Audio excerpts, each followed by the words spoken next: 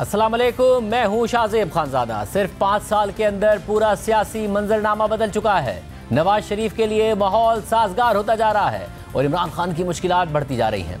21 अक्टूबर को वतन वापसी पर अब नून लीग के कायद नवाज शरीफ को गिरफ्तार नहीं किया जाएगा, क्योंकि एक केस में नवाज शरीफ की गिरफ्तारी के वारंट मनसूख हो चुके हैं और 2 केसेस में नवाज शरीफ को हिफाजती जमानत मिल चुकी है। जो इदारे कल तक इमरान खान और इस्टेब्लिशमेंट की हिदायत पर नवाज शरीफ के खिलाफ घेरा तंग कर रहे थे, आज वही इदारे नवाज शरीफ के लिए रिलीफ का माहौल बना रहे हैं और इमरान खान के खिलाफ घेरा तंग किया जा रहा है।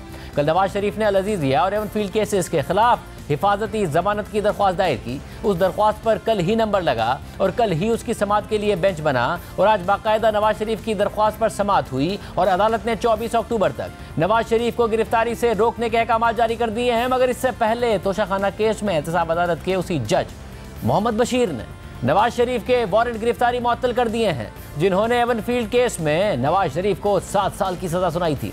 आज एहतसाब अदालत के जज मोहम्मद बशीर ने नवाज शरीफ की दरख्वास्त पर समाअत करने के बाद तहरीरी फैसला जारी करते हुए लिखा कि वकील सफाई का कहना है कि रेफरेंस में कोई मुल्जिम गिरफ्तार नहीं है और नवाज शरीफ के वारंट अदम हाजिरी पर जारी किए गए और अब नवाज शरीफ पाकिस्तान पहुंचकर अदालत में पेश होना चाहते हैं, जबकि नैब प्रोसिक्यूटर के मुताबिक नवाज शरीफ अदालत के सामने सरेंडर करना चाहते हैं। नैब प्रोसिक्यूटर ने भी कहा है कि नवाज शरीफ के 24 अक्टूबर तक वारंट मुअत्तल कर दिए जाएं, इसलिए अदालत में पेश होने के लिए नवाज शरीफ के 24 अक्टूबर तक वारंट मुअत्तल किए जाते हैं। अगर नवाज शरीफ अदालत में पेश नहीं होते तो फिर नैब वारंट गिरफ्तारी पर अमल दरामद करे, यानी वो नैब जो कल तक नवाज शरीफ को इश्तिहारी करार देने के लिए कोशिशों में मसरूफ होता था, उन्हें बार बार गिरफ्तार करने की कोशिशें करता था, आज उसी नैब ने अदालत को कहा है कि नवाज शरीफ की पेशी के लिए उनके वारंट गिरफ्तारी मुअत्तल कर दें। जबकि दूसरी तरफ इस्लामाबाद हाई कोर्ट में भी एक अहम और दिलचस्प पेशरफ सामने आई है। इस्लामाबाद हाई कोर्ट के चीफ जस्टिस आमिर फारूक की सरबराही में आज 2 रुकनी बेंच ने एवनफील्ड और अल अजीजिया केस में नवाज शरीफ की हिफाजती जमानत के लिए दरख्वास्त पर समाअत की। समाअत के आगाज में नवाज शरीफ की तरफ से साबिक वजीर कानून आजम नज़ीर तारड़ अदालत में पेश हुए और उन्होंने अदालत को बताया कि नवाज शरीफ ट्रायल कोर्ट में इश्तिहारी थे, उसमें वारंट मुअत्तल हो गए हैं, जिस पर चीफ जस्टिस आमिर फारूक ने सवाल किया कि क्या आपके पास वो ऑर्डर है। आजम नज़ीर तारड़ ने जवाब दिया कि ऑर्डर हो गया है। वकला भी एहतसाब अदालत से आ रहे हैं, जिसके बाद नैब प्रोसिक्यूटर रोस्ट्रम पर आ गए और उन्होंने अदालत से कहा कि हाई कोर्ट ने अपने ऑर्डर में लिखा था कि अपील कुरुंदा वापस आए तो अपील बहाल करा सकता है, जिस पर जस्टिस आमिर फारूक ने सवाल किया कि हमने यही पूछा था कि नैब का क्या मौक़िफ़ है, इसमें कोई तब्दीली तो नहीं। नैब प्रोसिक्यूटर ने जवाब देते हुए कहा कि अभी तो यही मौक़िफ़ है कि अगर वो आते हैं तो हमें उनके आने पर कोई एतराज़ नहीं है। इस दौरान जस्टिस गुल हसन मियाँ औरंगज़ेब ने रिमार्क्स देते हुए कहा कि आपकी रजामंदी की वजह से ये ऑर्डर कर रहे हैं, अगर आप इसकी मुखालफत करते तो फिर मेरिट पर दलाइल सुनकर हम फैसला करते। फिर जस्टिस आमिर फारूक ने रिमार्क्स देते हुए कहा कि हम हिफाजती जमानत देकर केस पीर के लिए मुकर्रर कर देते हैं, जिस पर नून लीग के वकील अमजद परवेज़ ने अदालत को बताया कि ट्रायल कोर्ट ने मंगल के लिए केस रखा है। जिसके बाद अदालत ने तहरीरी हुक्मनामा जारी करते हुए लिखा कि जब नैब को नवाज शरीफ को हिफाजती जमानत देने पर कोई एतराज़ नहीं है तो फिर नवाज शरीफ को 24 अक्टूबर को इस अदालत में पेश होने दिया जाए, जबकि नवाज शरीफ को पाकिस्तान वापसी से लेकर और इस अदालत के सामने सरेंडर करने तक गिरफ्तार ना किया जाए। यानी आज नवाज शरीफ को एहतसाब अदालत और इस्लामाबाद हाई कोर्ट से 2 बड़े रिलीफ मिले हैं। अब नवाज शरीफ 21 अक्टूबर को पाकिस्तान वापस आएंगे और 3 दिन तक उन्हें कोई भी गिरफ्तार नहीं करेगा। पहले वो 21 अक्टूबर को पाकिस्तान आएंगे, फिर लाहौर में मीनार पाकिस्तान के मकाम पर जलसे से खिताब करेंगे, फिर 2 दिन तक वो आज़ादाना तौर पर नकलो हरकत करेंगे और 24 अक्टूबर को खुद को अदालत के सामने सरेंडर कर देंगे। और नवाज शरीफ की वापसी से पहले नून लीग ने आज लाहौर में शहबाज शरीफ और मरियम नवाज की मौजूदगी में नून लीग का तराना रिलीज़ किया है और इस तराने से ये इशारा मिल रहा है कि नून लीग का अगला बयानिया क्या होगा, क्योंकि इस तराने में नाज़िया के खिलाफ कोई बात की गई है और ना ही जर्नेलों के एहतसाब की कोई बात की गई है। इस तराने में सिर्फ नवाज शरीफ को मुस्तकबिल की उम्मीद के तौर पर पेश किया गया है, यानी इदारों के खिलाफ नून लीग ने कोई बयानिया नहीं बनाया और ना ही जर्नेलों के एहतसाब की कोई बात की गई है, मगर महंगाई की, बेरोज़गारी ख़त्म करने की बात ज़रूर की गई है। जबकि पीपल्स पार्टी और तहरीक इंसाफ दोनों का इल्ज़ाम है कि नवाज शरीफ किसी समझौते के साथ आ रहे हैं और इस वक्त उन्हीं की सहूलतकारी हो रही है। आज तहरीक इंसाफ के तर्जुमान शुएब शाहीन ने प्रेस कॉन्फ्रेंस करते हुए कहा कि ये लंदन प्लान है कि इमरान खान को जेल में बंद करना है, पीटीआई को कुचलना है, नवाज शरीफ को वापस लाना है। आपका लंदन प्लान ये था कि आपने इमरान खान को जेलों में बंद करना है, पीटीआई को क्रश करना है और उस भगोड़े मुजरिम को वापस लाना है। ये है लंदन प्लान। आज उसके लिए हमारे कानून और इंसाफ की धज्जियां बखेरी गई और आपने देखा कि आज 7 मिनट के अंदर अंदर उसका फैसला हो गया और एक मुजरिम को जमानत मिल गई। ये इंसाफ का मजाक उड़ाने के मुतरादिफ है। सारे इदारे क्या कमाल की हरकत की है। हमारे दोनों केस तोशाखाना और अलकादर ट्रस्ट में आज जमानतें फिक्स थी, नोटिस जारी हो चुके थे, लेकिन उसको रात 8:30 बजे मैसेज आता है कि वो कैंसिल हो गए, एक भगोड़े का केस लगा दिया। जब आपने 7 मिनट में उसको रिलीफ देना था तो भाई हमारे केस तो आपको 2-2 महीने समझ नहीं आती। जबकि इससे पहले पीपल्स पार्टी के सीनियर रहनुमाओं ने नवाज शरीफ की वापसी को एक समझौता करार दिया, लेकिन कल बाकायदा पीपल्स पार्टी के चेयरमैन बिलावल भुट्टो ने नवाज शरीफ की वापसी को एक डील का रंग देते हुए कहा कि पाकिस्तान के आइन और इलेक्शन को एक शख्स की वापसी के लिए रोका गया है। उम्मीद है कि रियासत के पूरे जोर के बाद इस्तकबाल भी बड़ा होगा। पाकिस्तान की आइन को, पाकिस्तान की इलेक्शंस को रोके गए हैं एक शख्स की वापसी के लिए। देर आए मगर दुरुस्त आए। उम्मीद है कि रियासत के पूरे जोर देने के बाद इस्तकबाल भी बड़ा होगा। पाकिस्तान को लंदन से नहीं चलाया जा सकता, हर किसी को यहाँ मौजूद होना पड़ेगा, अपने अवाम के दरमियान होना पड़ेगा, अपने अवाम के सवाल का जवाब देना पड़ेगा। नून लीग को हर तरफ से डील करने के इल्जामात का सामना है। बात करेंगे, हमारे साथ मौजूद है नून लीग के सीनियर रहनुमा और पार्टी के पंजाब के सदर राना सनाउल्लाह साहब। राना साहब बहुत शुक्रिया। जाहिर है आप इस्तकबाल की तैयारियों में मसरूफ़ हैं, मगर हर तरफ से इल्जामात लग रहे हैं। पीपल्स पार्टी तो कह रही है इलेक्शन ही नवाज शरीफ के लिए डिले किए गए हैं, इतनी सहूलतकारी उनकी हो रही है। पीटीआई कह रही है कि ये तो पूरा लंदन प्लान है कि नवाज शरीफ की वापसी का रास्ता हमवार करना है, सियासी तौर पर इमरान खान को कुचलना है, और वही हो रहा है।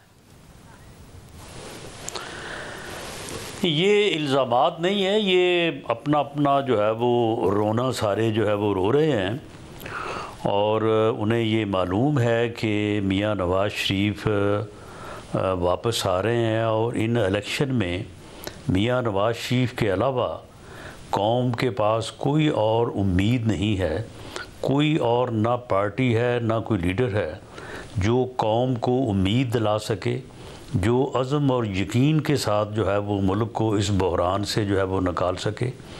क्योंकि इस बहरान में मुल्क को मियां नवाज शरीफ के ख़िलाफ़ एक साजिश करके जो है वो मुब्तला किया गया।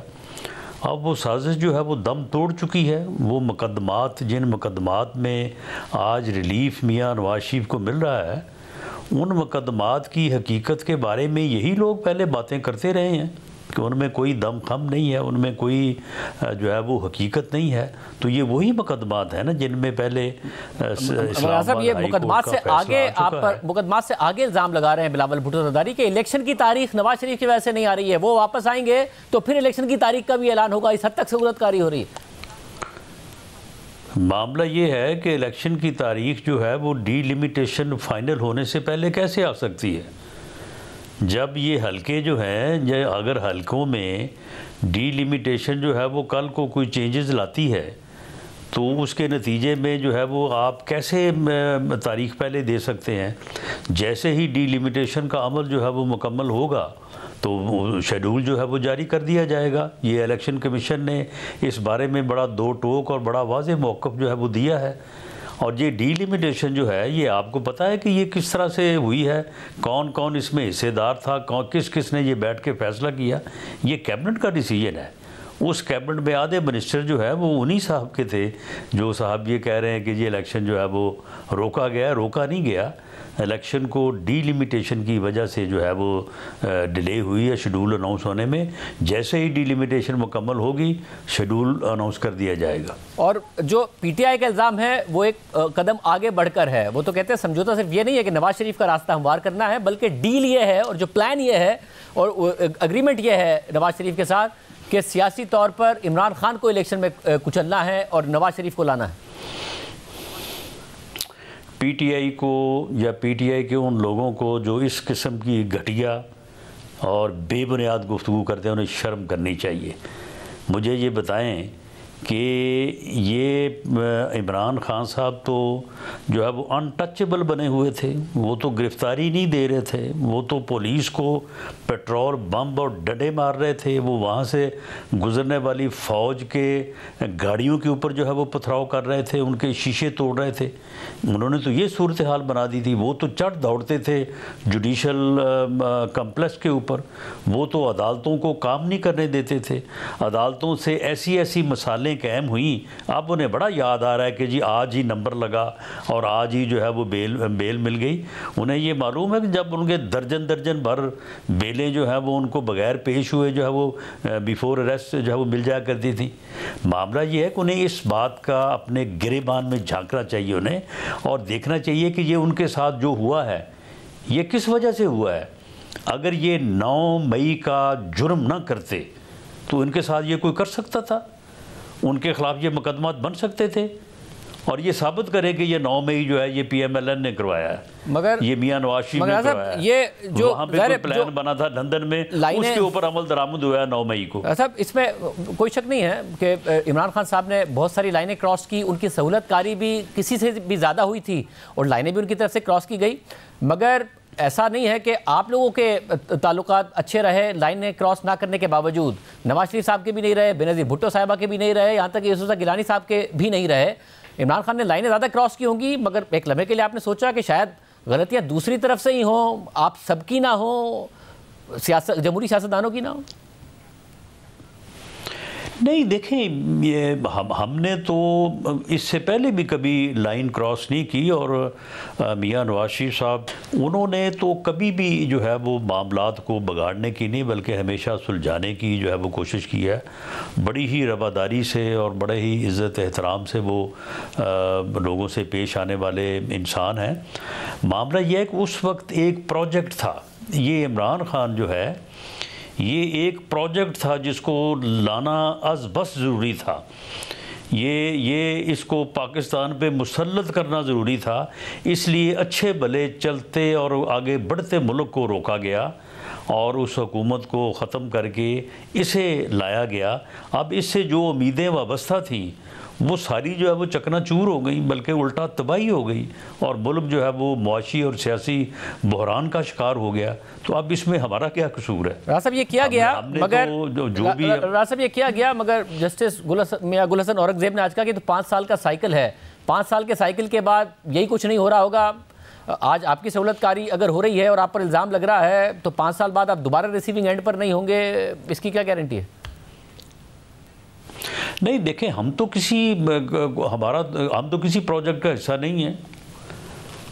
PMLN जो है वो आप इस बहरानी कैफियत में जब लोगों के पास कोई उम्मीद नहीं है, लोगों के पास कोई रास्ता नहीं है, मुस्लिम लीग नून जो है वो एक उम्मीद जो है उसे यकीन में बदलने के लिए एक अज़म के साथ अपने आप को जो है वो आवाम के सामने जो है वो पेश कर रही है, और वो साथ आवाम को ये यकीन दिला रही है कि इससे पहले भी ऐसे बहरानों से मुस्लिम लीग ने मियां नवाज शरीफ की क़यादत में मुल्क को जो है वो सुरखरू किया है।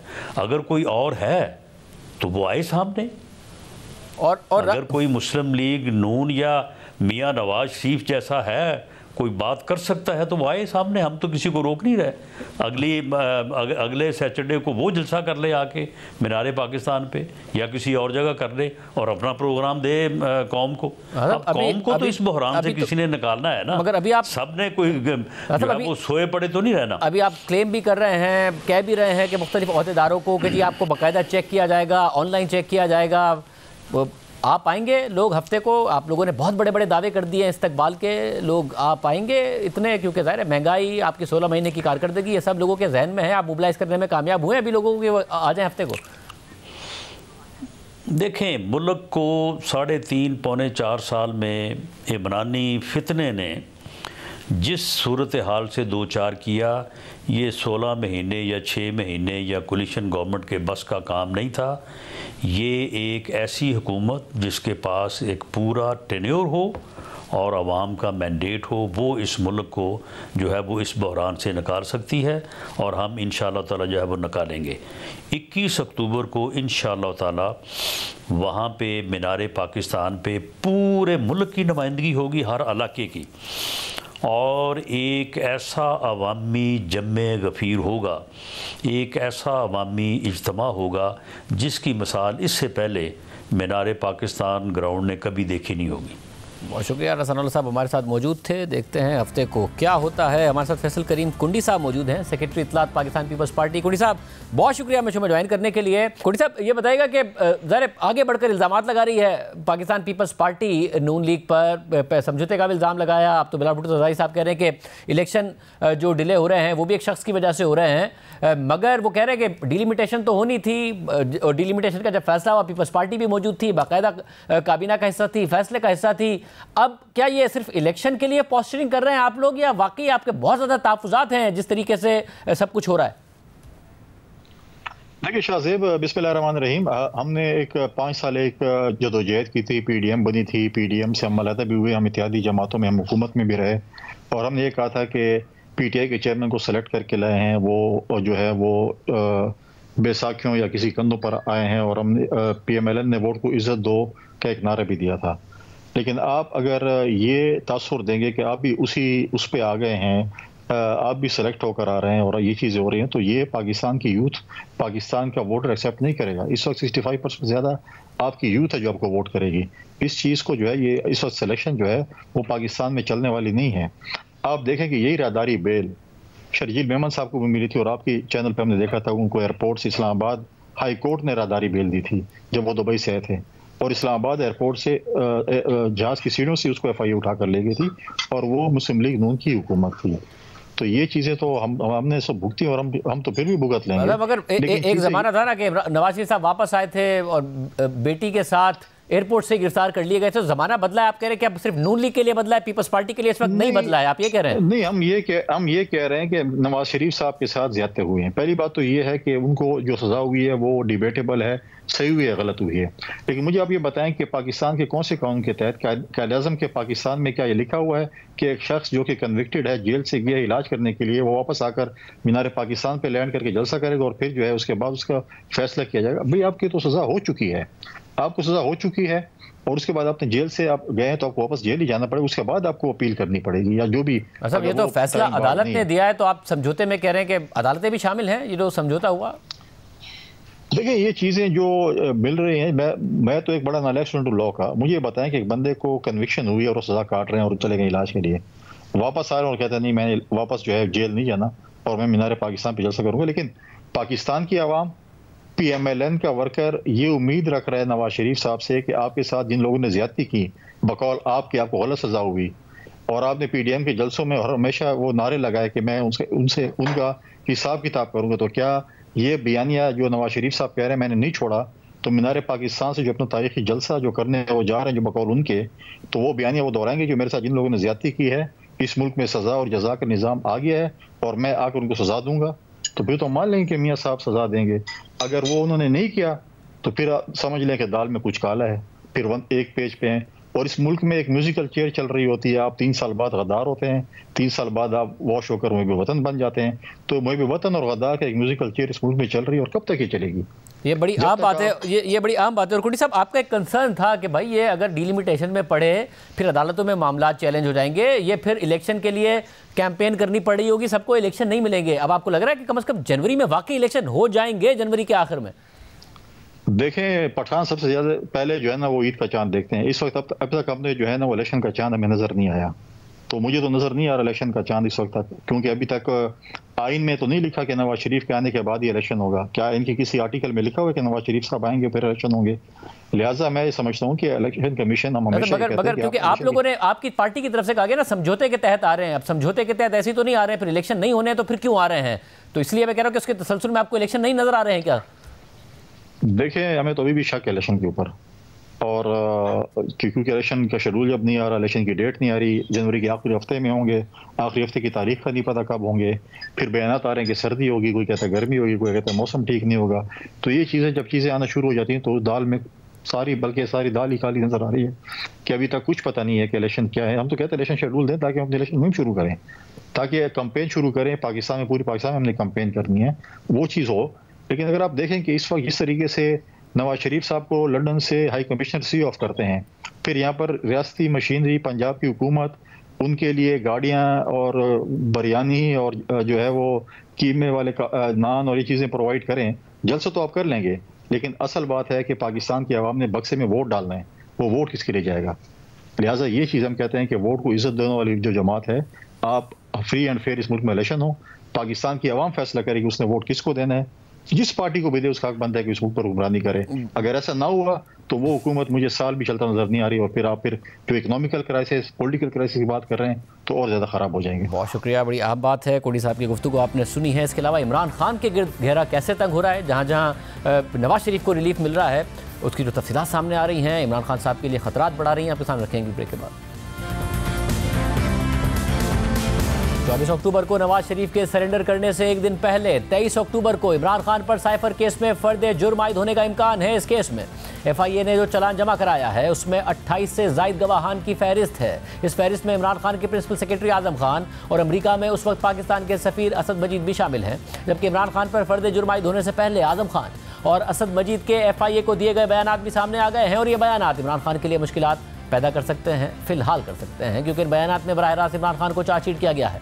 इमरान खान के प्रिंसिपल सेक्रेटरी आजम खान के बयान के मुताबिक 8 मार्च 2022 को मुझे फॉरेन सेक्रेटरी ने साइफर टेलीग्राम भेजने और इमरान खान की तरफ से उसका जायजा लेने से मुताल्लिक कॉल की। उन्होंने मुझसे कहा कि यह साइफर 9 मार्च को इमरान खान को देना है, और वजीर खारजा शाह महमूद कुरैशी की इस हवाले से वजीर आज़म इमरान खान से पहले से बात हो चुकी है, और बाद में इमरान खान ने भी इसकी तस्दीक की और कहा था कि वो साइफर टेलीग्राम पढ़ना चाहते हैं। और फिर 9 मार्च को इमरान खान साइफर पढ़कर पुरजोश हो गए थे और कहा था कि अमरीकी हुक्काम के इस ब्लंडर को अपोजिशन और रियासती इदारों के खिलाफ मौसर अंदाज में इस्तेमाल किया जा सकता है, और इसे तहरीक अदम एतमाद को नाकाम बनाने में भी इस्तेमाल किया जा सकता है। साथ ही ये बयानिया बनाया जा सकता है कि अपोजिशन जमातें अमेरिका और इस्टेब्लिशमेंट के साथ मिलकर उनकी हुकूमत को गिराना चाहती हैं। आजम खान के बयान के मुताबिक इसके बाद इमरान खान ने मुझसे कहा था कि साइफर की कॉपी मुझे दे दो, मैं साइफर को दोबारा पढ़कर जायजा लेना चाहता हूं, जिसके बाद मैंने साइफर की कॉपी इमरान खान को दे दी, जो उन्होंने अपने पास रख ली, और जब मैंने उनसे साइफर की नकल मांगी तो उन्होंने कहा कि वो गुम हो गई है। साबिक वजीर आजम ने कहा कि वो साइफर को तलाश करेंगे, और इस हवाले से उन्होंने मिलिट्री और जाती अमले को भी हिदायत की। आजम खान के मुताबिक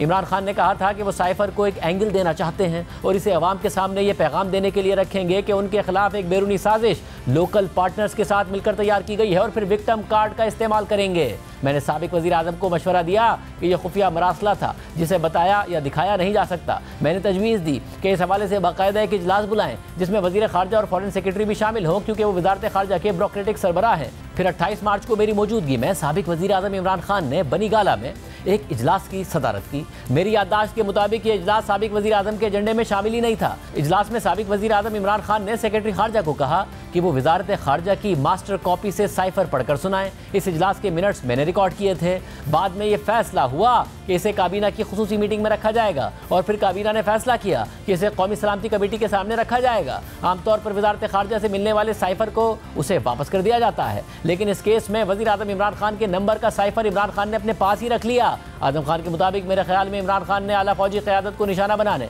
और दबाव में लाने का मंसूबा बनाया था, ताकि फौज की आला क़यादत तहरीक अदम एतमाद पर उनकी मदद के लिए आगे आए। साबिक वजीर आजम का मकसद साइफर से सियासी मफादात हासिल करना था, जबकि अमेरिका में पाकिस्तान के साबिक सफीर असद मजीद का यह बयान सामने आया है कि मैंने तो बस साइफर को रिपोर्ट किया था, और बाहर से साइफर भेजना एक रूटीन प्रैक्टिस है, और खुफिया साइफर में लफ्ज़ धमकी का कोई हवाला नहीं था, और ना ही मैंने उसमें किसी साजिश की बात की थी। साजिश वाला मामला एक सियासी नतीजा था जो इस्लामाबाद की लीडरशिप ने अखज़ किया था। एक फॉरेन सर्विस प्रोफेशनल की हैसियत से मैं ये समझता हूँ कि साइफर के एपिसोड ने हमारी सालमियत और राब्ते के निज़ाम को मजरू किया, और इससे हमारे मुस्तकबिल के डिप्लोमेटिक रिपोर्टिंग कल्चर के लिए हमारे सिफारतकारों और सिफारतकारी की साख मुतासिर हुई है। जबकि कल इस हवाले से सहाफ़ी उमर चीमा की यह खबर सामने आई थी कि साइफर के साथ खेलने के बाद पाक अमरीका राब्ताकारी बंद हो गई थी। खबर के मुताबिक FIA की जानिब से वज़ारत खारजा और वज़ीर आज़म ऑफिस के मुतल्लिका हुकाम के इंटरव्यू से मालूम होता है कि एक मौका ऐसा भी आया कि दोनों मुल्कों के दरमियान कोई राब्ता नहीं रहा और तफ्तीश से वाबस्ता एक ओहदेदार ने मुख्तलिफ सिफारतकारों के बयानात से मुतालिक अपनी मालूमात की बुनियाद पर अमरीका के हवाले से बताया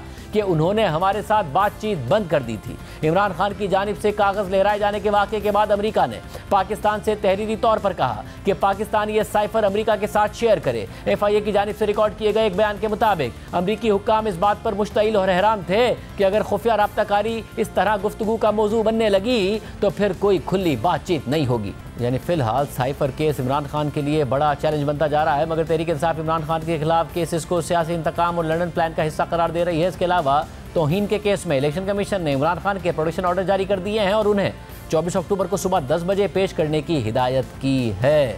प्रोग्राम में आगे बढ़ते हैं। 2 दिनों तक लगातार अपनी कदर खोने के बाद आज इंटरबैंक और ओपन मार्केट में रुपए ने अपनी कदर एक बार फिर रिकवर की है। इंटरबैंक में आज डॉलर 1 रुपये 48 पैसे सस्ता होकर 278 रुपये 81 पैसे का हो गया है, जबकि ओपन मार्केट में डॉलर 1 रुपये सस्ता होकर 280 रुपये का हो गया है। इसके अलावा आज स्टॉक मार्केट के 100 इंडेक्स में 934 पॉइंट्स का इजाफा हुआ और स्टॉक मार्केट 6 साल बाद 50,000 से ज़ायद पॉइंट्स पर बंद हुई है। मंगल और बुध को रुपए की कदर में एक बार फिर कमी से ये खदशात पैदा हो रहे थे कि क्या 28 ट्रेडिंग सेशंस में मुसलसल इजाफे के बाद कहीं रुपया अब मुसलसल तो नहीं गिरेगा, कहीं वापस ओपन मार्केट में डॉलर पैनिक बाइंग की वजह से ऊपर तो नहीं चला जाएगा। इसके अलावा अगर अदाद शुमार का जायजा लिया जाए तो मालूम होता है कि सितंबर में मुसलसल दूसरे महीने डॉलर्स के इनफ्लोज तवक्कात से कम रहे हैं। आज जंग और द न्यूज़ के सहाफ़ी मेहताब हैदर की खबर के मुताबिक सितंबर में मुसलसल दूसरे महीने भी कर्जों की सूरत में डॉलर के इनफ्लोज में कमी आई है, जहां सितंबर में पाकिस्तान सिर्फ 32 करोड़ डॉलर ही हासिल कर सका है। इकोनॉमिक अफेयर्स डिवीजन के मुताबिक जुलाई में पाकिस्तान ने 2.89 अरब डॉलर्स मौसूल किए और अगर उनमें IMF से मिलने वाले 1.1 अरब डॉलर्स मिला लिए जाएं तो जुलाई में मौसूल होने वाला कर्ज तकरीबन 4 अरब डॉलर्स बनता है। आला सरकारी ज़राए ने जियो न्यूज़ को बताया कि गुज़िश्ता 2 महीनों से पाकिस्तान की डॉलर्स में बैरूनी कर्ज हासिल करने की सलाहियत दोबारा पहले जैसी हो गई है, जहां अगस्त में पाकिस्तान सिर्फ 31 करोड़ 60 लाख डॉलर्स और सितंबर में सिर्फ 32 करोड़ डॉलर्स ही हासिल कर सका है। खबर के मुताबिक अस्करी इस्टेब्लिशमेंट ने इंटेलिजेंस एजेंसीज और कानून नाफिज करने वाली एजेंसीज की मुशावरत से एक्सचेंज कंपनीज और स्पेकुलेटर्स के खिलाफ क्रैकडाउन किया, जिसके नतीजे में रुपए और डॉलर में फ़र्क बेहतर हुआ। लेकिन ऐसे इंतजामी इकदाम की भी एक हद होती है। जबकि आज स्टेट बैंक ने जो अदाद शुमार जारी किए हैं उसके मुताबिक सितंबर के महीने में सिर्फ 8 मिलियन डॉलर का करंट अकाउंट डेफिसिट रहा है। इस वक्त हमारे साथ मलिक बोस्तान साहब मौजूद हैं, chairman exchange companies association. Malik Bostan साहब, बहुत शुक्रिया मुझे ज्वाइन करने के लिए। जाहिर है 2 दिन लगातार कमी हुई, पहले दिन तो कम हुई मगर कल बहुत ज़्यादा गिर गया था रुपया, जिसकी वजह से ये फिर अंदेशा हो रहा था कि कहीं पैनिक बाइंग तो नहीं हो जाएगी, लोग एक दफ़ा फिर तो नहीं डॉलर खरीदना शुरू कर देंगे। आज रिकवरी हुई है, क्या कुछ पैनिक बाइंग आना शुरू हो गई थी या नहीं? सूरत हाल ऐसी नहीं थी? नहीं जी, कोई बिल्कुल पैनिक बाइंग नहीं थी, स्पेकुलेशन बाइंग हो रही थी और ये बैंकों ने और इम्पोर्टरों ने एक्सपोर्टरों ने मिलकर ये कार्टल बना लिया और पाकिस्तानी रुपए से खेलने की इन्होंने दोबारा किया। आपको पता है कई दफ़ा ये पहले कोशिश कर चुके हैं। तो कल इनका पूरा प्लान था कि यू टर्न मारें, लेकिन हमने आला हुकाम को फौरन बर वक्त आगाह कर दिया कि आप इन्हें चेक करें, ये तो डॉलर को जो है सट्टेबाजी कर रहे हैं और पाकिस्तानी रुपए को फिर जैसे जुलाई में 270 था और आपके प्रोग्राम में मैंने कहा था, उसके बाद इन्होंने हिसाब डार साहब ने ट्वीट भी किया कि डॉलर अब 250 को हो जाएगा, लेकिन 2 दिन बाद इसी डॉलर को 209 और फिर 308 पे ले गए। तो मैंने ये फिर तारीख ना दोहराई जाए, आप इनको पता करें, ये मार्केट में पूरी खबर घर में है कि ये जो है सट्टेबाजी करके रुपए को जो है दोबारा तहस नहस करेंगे और डॉलर को बढ़ाएंगे। तो उसमें सुनने में ये आ रहा था कुछ एक्सपोर्टर ने, कुछ तो कह रहे हैं बैंकों ने मिलकर किया, कुछ कह रहे हैं अपने इंडिविजुअली तौर पे इन्होंने इस उम्मीद पे कि डॉलर 250 का होगा तो इन्होंने बगैर एक्सपोर्ट के सेलिंग शुरू कर दी और इसको जैसे सट्टे कहते हैं ये। मगर बोस्तान साहब, कल और परसों ये भी हुआ कि, और काफ़ी दिन से ऐसा हो नहीं रहा था, मगर ऐसा हुआ कि कुछ एक्सचेंज कंपनीज डॉलर नहीं दे रही थी और आज भी 283 रुपये तक भी दे रही थी। तो क्या फिर एक्सचेंज कंपनीज में भी वो फ़र्क आना शुरू हो गया है या फिर वो फिलहाल रोक रही हैं? नहीं, बस यही हमने कल भी 16 मिलियन डॉलर प्लस से इंटरबैंक में सेल की, यहाँ रिकॉर्ड हमने पूरा डेटा दिया गवर्नमेंट को, और आज भी 13 मिलियन डॉलर अभी तक सेल किए थे आखिरी वक्त पे। तो कहीं हमने बात कोई लोग पाएंगे नहीं, गलत कोई खबर हो वक्ती तौर पे जब ये 281 हो गया था तो उस वक्त 1% ज्यादा हुआ, लेकिन जो ही फिर इंटरवीन हुई आला हुकाम ने इनसे बात की और मैंने कहा जिनके चेक करें डॉक्यूमेंट बुक पे ये चीज ओपन क्यों इन्होंने रखी हुई है, जब एक कानून है जब आप डॉलर खरीदेंगे फिर बेचने भी आपके लिए मस्ट होता है, आप रोक नहीं सकते इसको। रोकने का मकसद आपने सट्टा करना है। तो ये जब बातें हुई तो आला गांव को बताया गया ये जो शायद निचली लेवल मैनेजर लेवल पे हो, हम चेक कर रहे हैं, तो इंशाल्लाह इसको हम नहीं होने देंगे। और आज देखा और जो क्रैकडाउन था वो अभी भी जारी है या फिर ग्रे मार्केट ब्लैक मार्केट दोबारा पैदा होना शुरू हुई है? नहीं, ग्रे मार्केट ब्लैक मार्केट बिल्कुल नहीं है, सारे अंडरग्राउंड में भागे हुए हैं, बल्कि कुछ लोग तो यहाँ है ही नहीं, यहाँ से कुछ पकड़े गए हैं। ये अब सारा सबसे बड़ी मार्केट जो है माफिया जो है वो अब बैंकों में बैठी हुई है, जिन्होंने पाकिस्तान के मैशत को तहस नहस की, उनके खिलाफ क्रैकडाउन होना है। और उन्होंने अपने 3 वज़ीर आला जो थे वज़ीर खजाना दवाई देते निकल गए, लेकिन उनको कुछ नहीं बिगाड़ सकते। शौकत तरीन देख लें, मिफ्ता समेद देख लें, साहब डार साहब लेंगे, पहले दिन ही ये चार्ज लेते, कहते थे हम बैंकों को नहीं छोड़ेंगे, बैंक वाले कहते थे हम आपको नहीं छोड़ेंगे, और उनको वो चले गए, लेकिन ये वहीं के वहीं मौजूद है। तो ये इस वक्त सख्त, अगर बैंकों को काबू नहीं किया और सट्टेबाजी पे जो उनके मुंह खून लगा हुआ है, अगर ये इसको रोके तो पाकिस्तान का खून निचोड़ लेंगे ये। बहुत शुक्रिया। मलिक बोस्तान साहब हमारे साथ मौजूद थे। बहुत अहम खबर है, उसकी तफसीलात आपके सामने रखेंगे ब्रेक के बाद। गजा पर इसराइली मुहासरे और बमबारी को आज 13वां दिन है। इसराइल किसी भी सूरत में अपनी कार्रवाइयों से पीछे नहीं हट रहा है, बल्कि अब गजा में बहुत जल्द ज़मीनी ऑपरेशन करने का इशारा दे रहा है। अब से कुछ देर पहले इसराइली वज़ीर दिफा ने गजा की सरहद पर इसराइली फ़ौजियों से बात करते हुए कहा है कि इस वक्त आप गजा को एक फासले से देख रहे हैं, लेकिन बहुत जल्द आप गजा को अंदर से देखेंगे। जबकि इसराइली फोर्सेस के सदर्न कमांड के चीफ ने वाजे किया है कि ग्राउंड ऑपरेशन तवील और शदीद होगा। वाजे है कि इसराइल ना जंगबंदी के लिए तैयार है, ना गजा का मुहासरा ख़त्म करने के लिए तैयार है, और ना ही पानी, बिजली, ईंधन और खुराक की सप्लाई बहाल करने को तैयार है। अक़वाम मुत्तहिदा ने गजा में पानी की बंदिश को ज़िंदगी और मौत का मसला करार दे दिया है। 7 अक्टूबर को इसराइल ने गजा पर बमबारी शुरू की थी, जिसमें अब तक 3785 अफराद शहीद हो गए हैं, जिनमें 1524 बच्चे और 1000 ख़वातीन शामिल हैं। डिफेंस फॉर चिल्ड्रन इंटरनेशनल के मुताबिक 7 अक्टूबर के बाद इसराइली फोर्सेज हर 15 मिनट में एक फ़लस्तीनी बच्चे को शहीद कर रही हैं, जबकि ज़ख्मियों की तादाद 13,000 से ज़ायद हो गई है। इसराइली फोर्सेज की कार्रवाइयाँ गजा तक ही महदूद नहीं है, बल्कि मगरबी किनारे यानी वेस्ट बैंक में भी फ़लस्तीनियों को निशाना बनाया जा रहा है। मगरबी किनारे में इसराइली स्नाइपर्स फ़लस्तीनियों को टारगेट कर रहे हैं। सिर्फ आज मगरबी किनारे में 9 अफराद शहीद हो गए, जबकि 7 अक्टूबर से अब तक 77 अफराद वहाँ शहीद हुए हैं। इसके अलावा इसराइल एक तरफ शुमाली गजा के शहरियों से कह रहा है कि वो जनूबी गजा की तरफ नकल मकानी करें, लेकिन साथ ही जनूबी गजा पर भी बमबारी कर रहा है